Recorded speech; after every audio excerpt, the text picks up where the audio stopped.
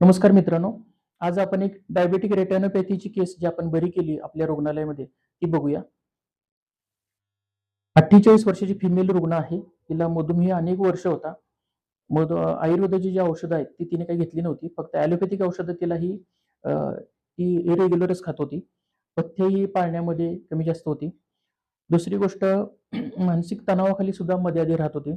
तर अशा तऱ्हेने या रुग्णाला काही वर्षानंतर डायबेटिक रेटिनोपॅथी झालेली. याच्यामध्ये रेटिनल हेमरेज तिला डाव्या डोळ्यामध्ये होत होता. रेटिनाला सूज सुद्धा येत होती आणि सब रेटिनल फायब्रोसिस असं हिचं डायग्नोसिस आहे. तर अशी केस आपल्याकडे आली होती. तिला याच्या आधी अंतर्गत रक्तस्राव जो होतो, म्हणजे हेमरेज जे होतात, त्याच्यामध्ये रक्ताची गुठळी तयार होती आणि व्हिजनमध्ये प्रॉब्लेम येतो. दिसायला अडथळा करते ती गुठळी आणि डोके दुखणे, डोळा दुखणे, खाली बघता येणे, असं सातत्याने तिला त्रास जाणवत होता. ही रुग्ण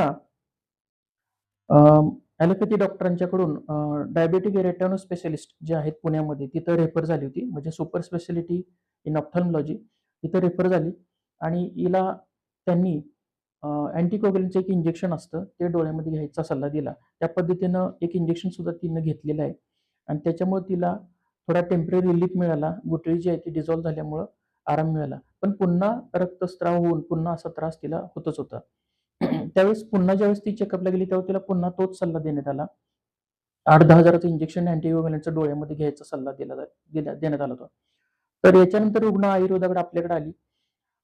आयुर्वेदिक औषधांनी तिला 15 दिवसातच रिलीफ मिळाला आणि एक 2-3 महिन्याची ट्रीटमेंटनं ती पूर्णतः बरी झाली. तिची ओसीटी नावाची टेस्ट आहे ती पण पुन्हा-पुन्हा केलेली आहे. ती सुद्धा आपल्याकडे आहे. तर अशा केसेस आपण आयुर्वेदिक उपचारांनी बऱ्या करू शकतो. आता अनेक वर्ष झालं त्या स्त्रीला काहीही त्रास नाही डोळ्याचा.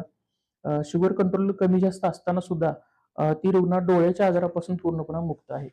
तर तिला अनेक वर्षानंतर पुढे तिने थोडं-थोडं आपले उपचार घेतलेले आहेत. पण 3 महिन्यामध्ये ती पूर्ण बरी झाली होती. याच्यानंतर आयुर्वेदावर तिचा पूर्ण विश्वास बसला. डोळ्याच्या तक्रारीपासून तिची मुक्तता झालेली आहे आणि व्हिजन लॉस तिला जो होणार होता तो आपण थांबवू शकलो शुद्ध आयुर्वेदिक उपचारांनी. तर डायबेटिक रेटिनोपॅथीमध्ये आयुर्वेदिक औषधं ही खूप फायदेशीर ठरू शकतात.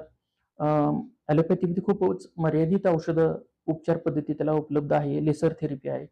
तर यापेक्षा आपण आयुर्वेदिक उपचार पद्धतीचा नक्कीच अ, उपयोग केला पाहिजे डायबेटिक रेटिनोपॅथीमध्ये. धन्यवाद.